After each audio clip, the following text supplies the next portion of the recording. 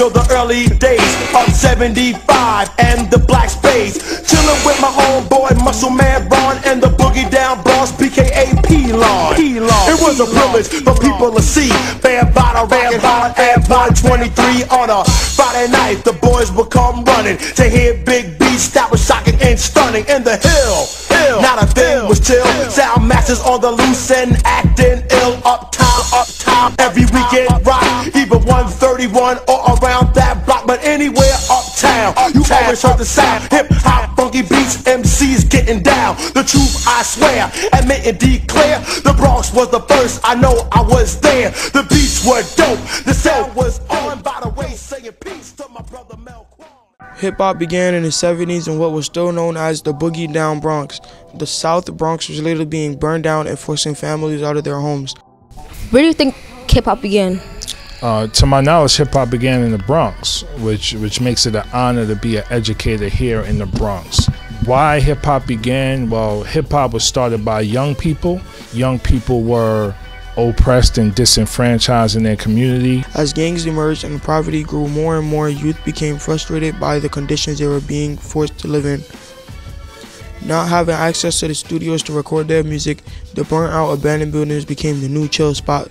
I think that hip-hop has a unique ability to create something out of nothing. You know, it started in the Bronx where people were being burnt out of their houses. They didn't have much, but they had their creativity, they had their mind, they had their humanity. And out of that creativity and out of that humanity, hip-hop was born. For many, this became the place where the teenagers began to make their own music. Block parties became a form of entertainment for urban youth. The last art form to be created on American soil, and probably won't be any after it. Money was being taken out of schools, arts programs were being cut, and young people came together to create sort of a new sound and a new way of expression. Well, I think hip-hop is one of the last art forms to truly be the voice of the people. Hip-hop is supposed to speak on the social narrative, what's going on in our communities, in our families, what's going on in our relationships. And hip-hop is one of the few art forms that addresses all of that. And all of a sudden, you know, people started, you know, dancing on cardboard boxes in the street.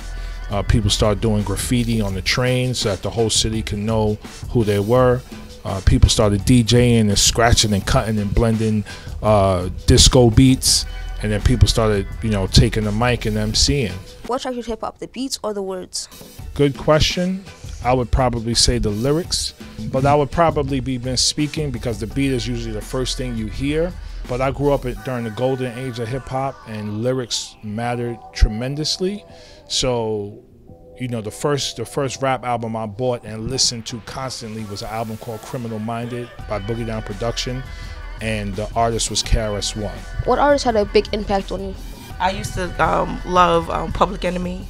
I used to love, you know, what they had to offer, and again, just the consciousness, you know, of that music. Miss Melody, I mean, people that had something to say. I always look for people that had something to say. Now there was other hip hop that would, you know, you could just party to and dance to, and that was great too. It really was. But people that really portrayed those kind of messages that uplifted the community and uplifted the young people in the community, that was what I tended to gravitate to. I remember my first album that I got was a Christmas present, and it was Run DMC. I played that song over and over again, and being from Queens, they were like the hottest group at the time. So when I used to go to school in the mornings, they would be playing their songs on we used to have these things called big boom boxes, and they would be blasting Run DMC. And so that's when I really like fell in love with hip hop. Well, there's a few different artists for different reasons. My favorite MC is Rakim Allah. I came out at a time where it was like right after Treacherous 3 and The Fearless 4+1, and a lot of those early hip-hop groups, and a lot of those groups kind of stemmed from doo-wop, which was kind of like a singing style, and then hip-hop took it to a next level with taking a little doo-wop and then adding this little vocal, you know, almost like speaking, but with rhythm. So my favorite rapper would have to be Tupac. He will continue to be my favorite rapper. I just loved what he said. and he expressed himself, and it was unashamed. He just let it all loose. A young man from the Bronx began DJing at local parties, who was known as DJ Kool Herc. His style of DJing was new, where he extended the middle of the record of the break of a popular disco or funk song. Around 1974, another DJ and a graffiti artist named Fab Five Freddy teamed up. The DJ eventually categorized the components of hip-hop, which were DJing, b-boys and b-girls, breakers or dancers, the graffiti artists, ballmen and MC. The b-boys and b-girls would dance during the long breaks in music. Who's Kool Herc? Kool Herc is literally the godfather of hip hop. I would say why Herc is important is because hip hop came from Jamaica, and Jamaica was really like they used to have these clashes, these sound clashes, where they used to just play music in the street. So Herc kind of took that, what was happening in Jamaica, and brought it here. But I think what made Herc unique is that he really used to go into different genres of music. So you might hear 2 James Brown records, and then you might hear 2 Kraftwerk records back to back. Could you tell me about what's on your wall? My Mount Rushmore of hip hop. These are the artists that had the most influence over me growing up.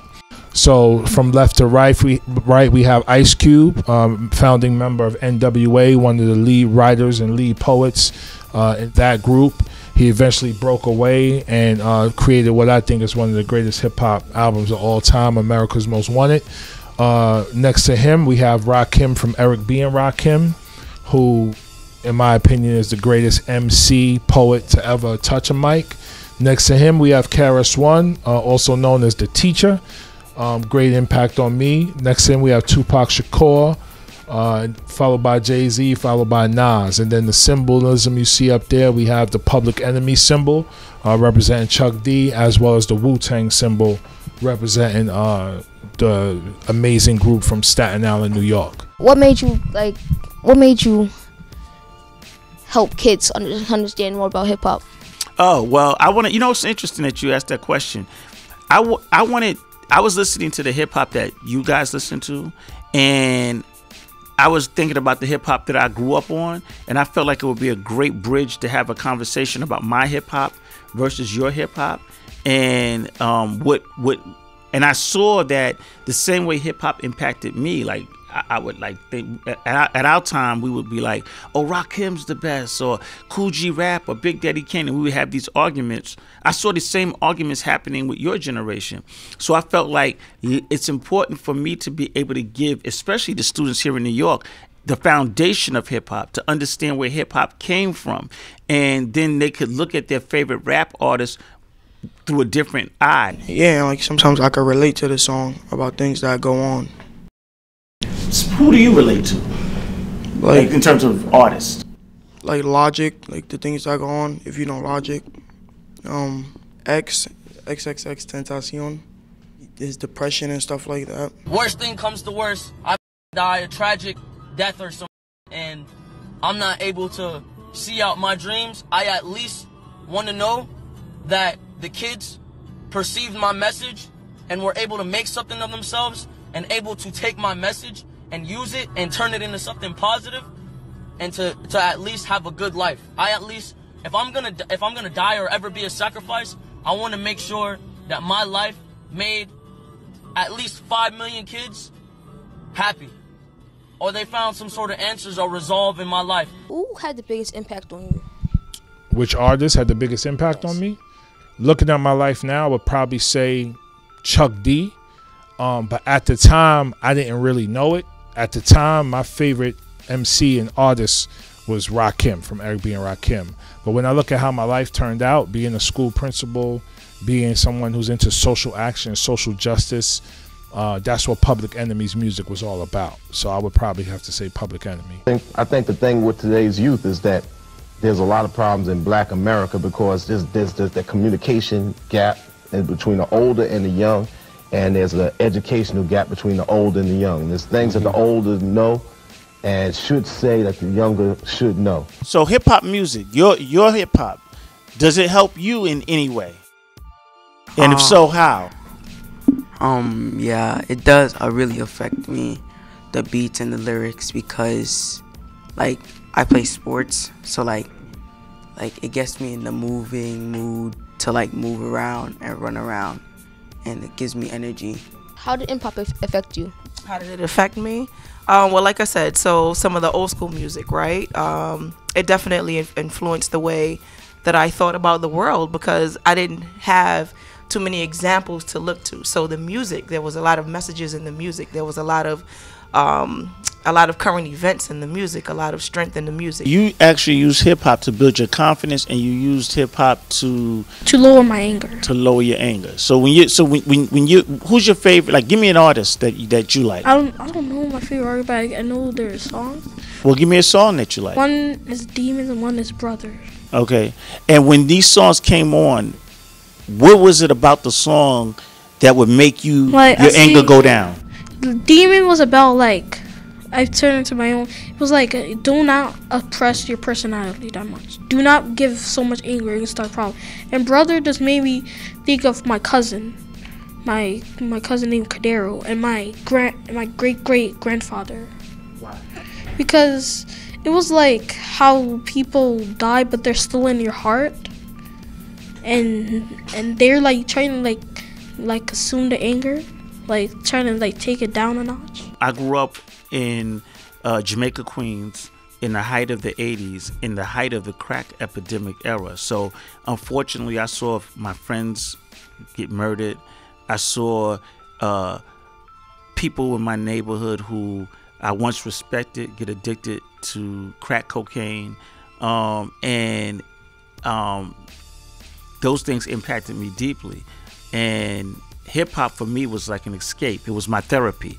You know, I grew up, I rapped about my experiences. I rapped about my friends who I had lost, and I rapped about the anxiety and the fear of growing up in an environment where you didn't know whether or not if you walked down the block, you might end up getting shot just by going to the store.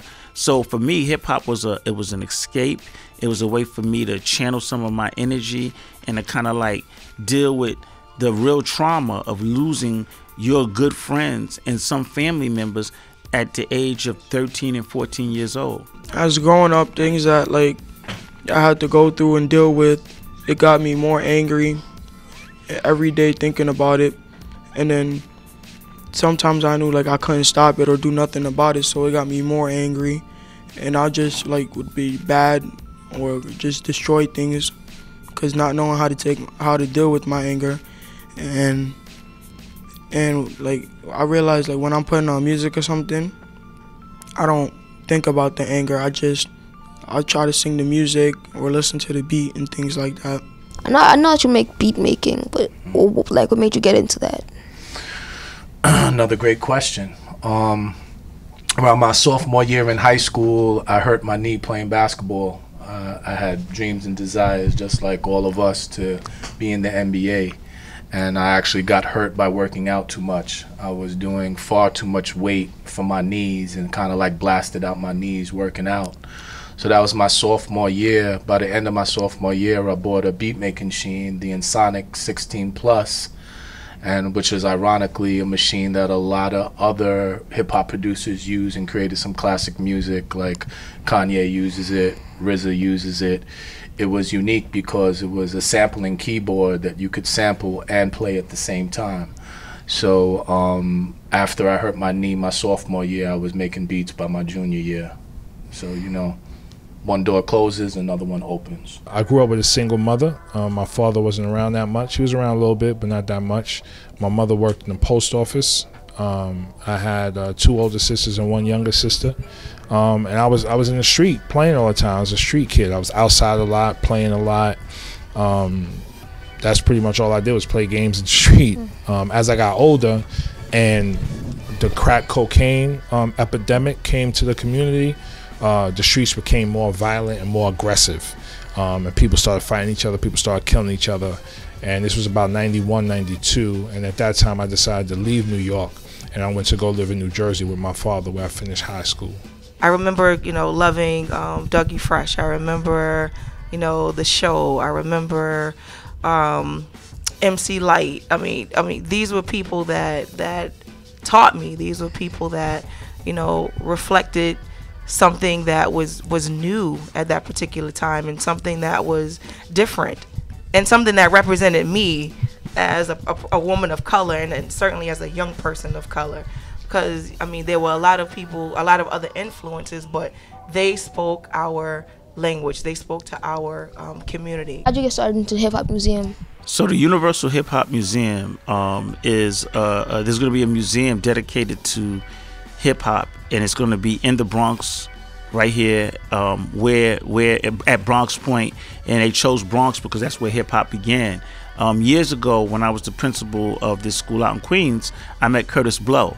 Curtis Blow was one of the pioneers and legends of hip hop, and we developed a relationship and continued that relationship a couple of years, right?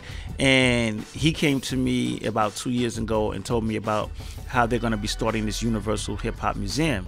He knew that I was a former principal. He knew that I was an educator, and they wanted someone to help write the curriculum for the museum. And what I mean by curriculum is I was going to write like what students were expected to learn when they went to the museum, and what they were going to do when they got back from the museum. And so this project here at Casa Middle School is a pilot project. It's in partnership with the Universal Hip Hop Museum, myself, and this school. I know Dr. Shango Blake. He's former principal of New York City Schools, actually the nation's hip hop principal. We have a partnership with the Universal Hip Hop Museum, where we're going to begin to incorporate all aspects of hip hop culture into the school setting. So there were young men in my school, young men like yourself, your brother, and others, who I wanted to be a part of this particular initiative. So, you know, I signed an agreement and came to a partnership with Dr. Blake and the Universal Hip Hop Museum. And kind of work out the kinks in terms of developing a curriculum that all schools around the country, when they come to the museum, they will know exactly what they're looking at, and they'll know exactly what to do when they get back in terms of like post museum trips assignments. And so that's how I got involved. I'm excited about the project, and I think it's going to be a beautiful thing for the Bronx. I've learned that like if you really put your mind to something, you can do it. I've learned that like projects have to be with teamwork. Like you have to work together to finish things. Like the way it all started. Can you give me an example? Like how you said when you taught us about how the buildings used to be burned down and people got run out their homes and things like that. I didn't know that that's how it started. I would like to thank them because, like, if it wasn't for them, we wouldn't be doing any of this, and we wouldn't learn about hip hop or anything. What are y'all doing with this hip hop thing? We're just kids that cause at first it started off as a class, but then it became as a group project, and we're just trying to do something better with our lives instead of getting in trouble. I am co-director, and I'm helping this whole project come together and finish it. I really want to know how they grew up or whatever, that if we know what they're going through their life, it could affect the whole community, and we can help them and become united. And doing bad stuff and starting problems, and when this if this takes us somewhere, we can be we may consider doing this when we grow up, or we could just be popular kids that started this. Yeah, you're leaving a legacy, and I just want to congratulate you guys. You guys are doing a phenomenal job. You're doing a great job as a director, producer, and we're interested in seeing more about how hip-hop influences your lives. So, thank you. You're welcome. I would love to thank him for bringing this to the school, because same thing, if we didn't have him in the school, we might not be able to learn all of this about hip-hop. Can you tell me what made you become a principal? I was a teacher first, and I love being a teacher. I it's one of those professions where you come to work inspired every day, getting to work with young people and transform their lives. But I wanted to have a bigger impact. I wanted to impact more than just my classroom. I wanted to impact an entire school and an entire community. So that's why I became a principal. That's why I tried to become a principal. It's not easy. Everybody doesn't get a chance to do it. But I wrote a proposal, an idea for a new school, and I was able to open up my own school in 2009. The graffiti was formed of artistic expression where the artist was expressing all of his frustration felt by the youth in urban communities. Soon, another DJ known as Grandmaster Flash developed a new DJing technique by mixing two different songs together. This technique was picked up by every hip-hop DJ that came after him. As hip-hop grew, many of the DJs, MCs, breakers were going to clubs around New York City playing for large crowds. Eventually, MCs developed rapping, which they chanted to an instrumental beat. The artist was now expressed socially conscious issues that through dance, rap, and or graffiti. Unfortunately, many people saw hip-hop as something in the ghetto, specifically for African American youth. However, hip-hop spread like wildfire amongst all the other cultures, particularly by the Latino communities around the city. It was never imagined that it will one day be a billion-dollar industry.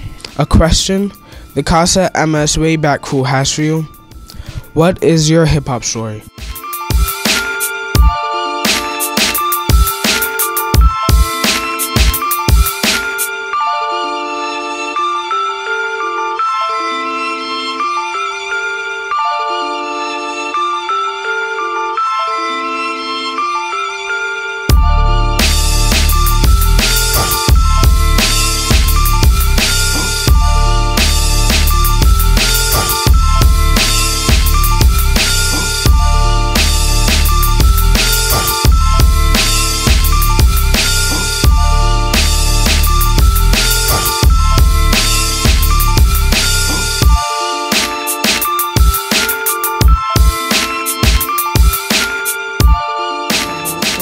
Sounded better with that one, though. Yeah, that was good.